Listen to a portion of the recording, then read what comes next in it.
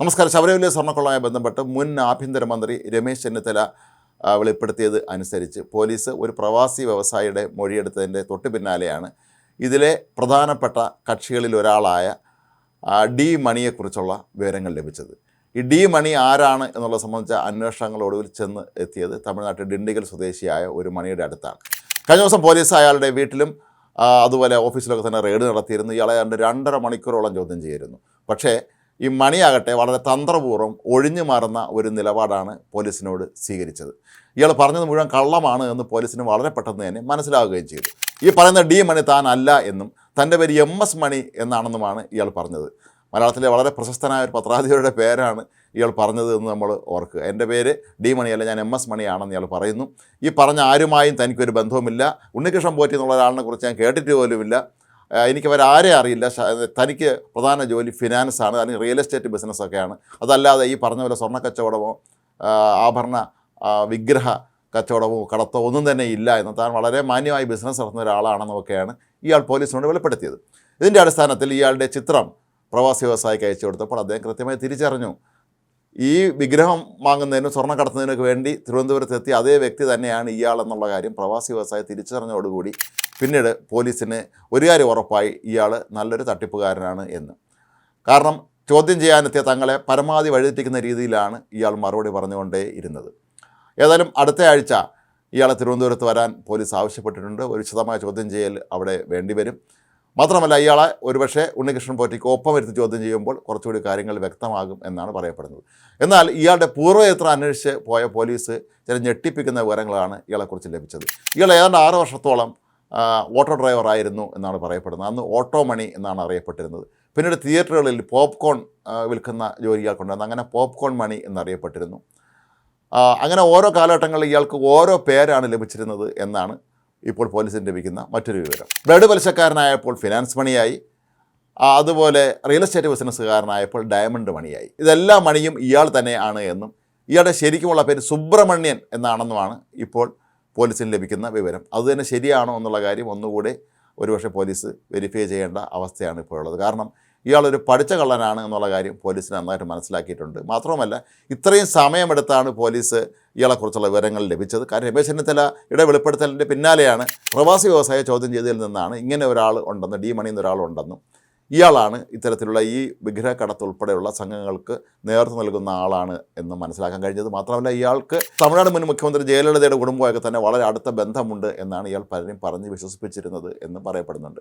ഒരുപക്ഷെ അതൊക്കെ തന്നെ കള്ളമാകാനാണ് സാധ്യത. തമിഴ്നാട്ടിൽ പലരും അവിടുത്തെ ഭരണകക്ഷിയുടെ നേതാക്കളുടെ ഒക്കെ തന്നെ അടുത്ത ബന്ധുക്കളാണെന്ന് നടിച്ചുകൊണ്ട് നിരവധി തട്ടിപ്പ് കേസുകൾ പെടുന്ന കഥകൾ പല നാളുകളായി തന്നെ അവിടെ നിന്ന് പുറത്തു വരികയും ചെയ്തിട്ടുണ്ട്. കാരണം ജയലളിത ഇപ്പോൾ ജീവിച്ചിരിപ്പില്ല എന്നുള്ളത് കൊണ്ട് തന്നെ താൻ ജയലളിതയുടെ അടുത്ത ബന്ധുവാണ് എന്ന് പറഞ്ഞുകൊണ്ട് ഇയാൾ തട്ടിപ്പ് നടത്താനും കഴിയുമെന്നാണ് പോലീസ് വിശ്വസിക്കുന്നത്. ഇയാളുടെ പേരിൽ നേരത്തെ ഇറിഡിയം തട്ടിപ്പ് ഉൾപ്പെടെ നിരവധി കേസുകളുണ്ട് എന്നാണ് പറയപ്പെടുന്നത്. ഇയാളുടെ വിഗ്രഹ കടത്തും അല്ലെങ്കിൽ സ്വർണ്ണ കടത്തുമൊക്കെ തന്നെ മറച്ചു വയ്ക്കുന്നതിന് വേണ്ടിയാണ് ഇപ്പോൾ ഈ റിയൽ എസ്റ്റേറ്റ് ബിസിനസ്സാണ് തനിക്ക് എന്നുള്ള ഒരു ബോധം അല്ലെങ്കിൽ ഒരു തെറ്റിദ്ധാരണ ജനങ്ങൾക്കുള്ളിൽ പരത്തുന്നതിന് വേണ്ടി ഇയാൾ വേഷം കെട്ടുന്നത് എന്നാണ് പോലീസ് കരുതുന്നത്. ഏതായാലും ഇയാൾ തിരുവനന്തപുരത്ത് വരുമോ എന്നുള്ളൊരു പ്രസക്തമായ ചോദ്യമുണ്ട്. അതിനുമുമ്പ് ഇയാൾ എങ്ങോട്ടെങ്കിലും രക്ഷപ്പെടുമെന്ന് അറിയില്ല. കാരണം ഇവരാരുടെയും പാസ്പോർട്ടൊന്നും തന്നെ പോലീസ് ഇനിയും പിടിച്ചെടുത്തിട്ടില്ല. അതുകൊണ്ട് തന്നെ ഇയാളെ ഇവിടെ എത്തിക്കുക എന്നുള്ള വളരെ പ്രധാനപ്പെട്ട കാര്യമാണ്. കേരള പോലീസിന് തമിഴ്നാട് പോലീസുമായി സഹകരിച്ച് വേണമെങ്കിൽ ഇയാളെ ഇവിടെ എത്തിക്കാനുള്ള സംവിധാനങ്ങളൊക്കെ ഒരുക്കാൻ കഴിയും. പക്ഷേ ഇവരൊക്കെ തന്നെ വലിയ തോതിലുള്ള അധോലോക പ്രവർത്തനം നടത്തുന്ന ആളുകളാണെന്നുള്ള നിലയിൽ സത്യത്തിൽ കേരള പോലീസിൻ്റെ അവിടെ എത്തിയ അന്വേഷണ സംഘം തന്നെ ഇവരുടെ കയ്യിൽ നിന്ന് എങ്ങനെയാണ് ആക്രമണത്തിൽ നിന്ന് രക്ഷപ്പെട്ടതെന്ന് നമ്മൾ സ്വാഭാവികമായും സംശയിക്കേണ്ടത്. കാരണം അത്രയും വിപുലമായ അന്താരാഷ്ട്ര ബന്ധങ്ങളുള്ള കോടിക്കണക്കിന് രൂപയുടെ സമ്പത്തും അത്രയും രാഷ്ട്രീയ സ്വാധീനമെല്ലാം തമിഴ്നാട്ടിലുള്ള ഇവരെ പെട്ടെന്ന് പിടികൂടുക അല്ലെങ്കിൽ അറസ്റ്റ് ചെയ്ത് കേരളത്തിലേക്ക് കൊണ്ടുവരിക എന്നുള്ളത് അത്ര എളുപ്പമുള്ള കാര്യമല്ല. എന്തുകൊണ്ട് ഇയാളെ കഴിഞ്ഞ ദിവസം കസ്റ്റഡിയിലെടുത്തില്ല എന്നുള്ളൊരു ചോദ്യവും ഇവിടെ ഉയരുന്നുണ്ട്. കാരണം പ്രവാസി വ്യവസായി വെളിപ്പെടുത്തിയതനുസരിച്ചാണെങ്കിൽ ഇയാൾക്ക് ഈ കേസുമായി എല്ലാ ബന്ധവും ഉണ്ട് എന്നുള്ളത് ഉറപ്പാണ്.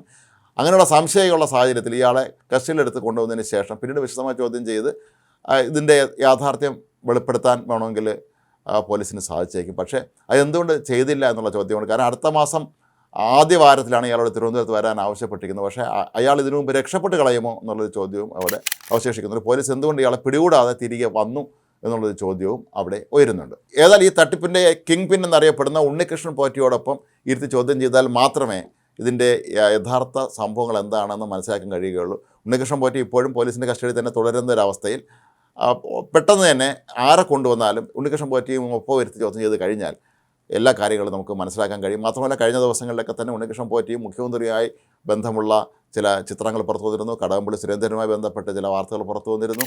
ഇന്നിപ്പോൾ മുതിർന്ന കോൺഗ്രസ് നേതാവായ കോഴിക്കോട്ടെ എൻ സുബ്രഹ്മണ്യത്തിനെ പോലീസ് അറസ്റ്റ് ചെയ്യുകയും ചെയ്തിട്ടുണ്ടായിരുന്നു. കാരണം മുഖ്യമന്ത്രിയുടെ ചിത്രം, വ്യാജ ചിത്രം, അതായത് ഉണ്ണികൃഷ്ണൻ പോറ്റിക്കൊപ്പം ഇരിക്കുന്ന ഒരു ചിത്രം സോഷ്യൽ മീഡിയയിൽ പോസ്റ്റ് ചെയ്തു എന്നുള്ള പേരിൽ അറസ്റ്റ് ചെയ്യുക വരെ ചെയ്തിട്ടുണ്ട്. അപ്പോൾ ഏതായാലും സർക്കാരിനെ സംബന്ധിച്ചിടത്തോളം ഇത് അവരുടെ അഭിമാനത്തിൻ്റെ പ്രശ്നമാണ്.